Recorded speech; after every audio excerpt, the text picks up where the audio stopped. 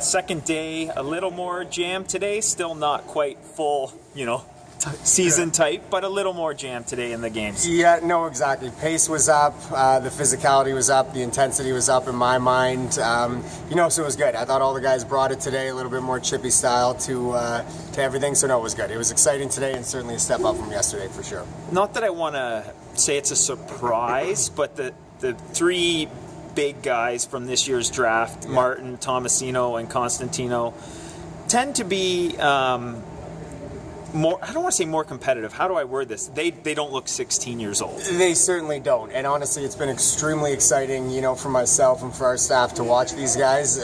Very rarely, we had it with Akil last year and, J-Mac, but it's pretty rare for 16-year-olds to come in and kind of impose themselves the way these guys have.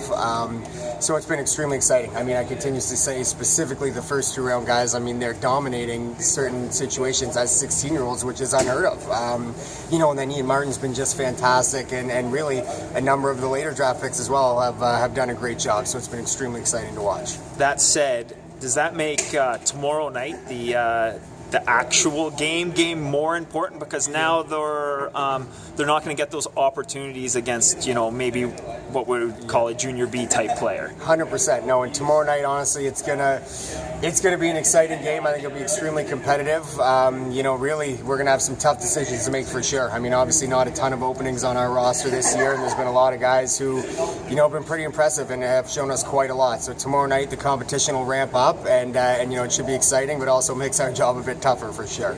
So with that job being so tough, what exactly are you looking for in tomorrow's game? Are you looking for guys who can play a role? Or are you just looking for guys to show skill? What are you kind of looking for? Yeah, different things from different guys for sure. We have certain guys we're looking for, where they'll settle into, if it's kind of a bottom six role or that sort of thing. Other guys we're looking to see if they can elevate their game to kind of provide maybe a bit more minutes for us this year and that sort of thing. So it kind of varies on a player-to-player case for sure. But really on the whole, it's just better bring everything you have, and don't leave thinking that you didn't leave it all out there on the ice, because boy, that'd be a shame. It's going to be extremely competitive tomorrow night, but it should be fun at the same time. So after, or maybe you guys already have, all the coaches gotten together, do you talk about each day, each game? Do you kind of rehash it all as a group? Yeah, we pretty much all meet as a group after each game.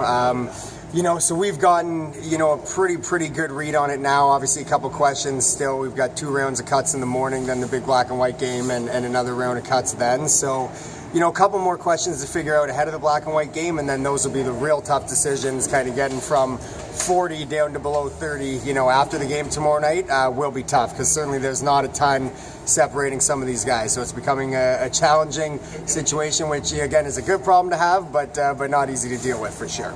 Are you guys generally in agreement right now, or are you still in full debate mode? We're generally in agreement. There's a couple names that we're going back and forth on a little bit, to be completely transparent. But no, generally we're pretty much in agreement, and we know the direction we're going in, so it should be exciting. When, for the fans that are, maybe coming to the game tomorrow, should we look anything at all into who's paired with who, or lines, or anything at all tomorrow? No, I wouldn't read too much into it. Obviously, if things work, I think our coaches will take note of that. But again, I wouldn't read too much into it. If Stephen Dillon doesn't get the start, I don't think anybody needs to worry that he's not going to be our number one guy and that sort of thing. So no, not don't read too much into it. But we'll take from it what we can for sure.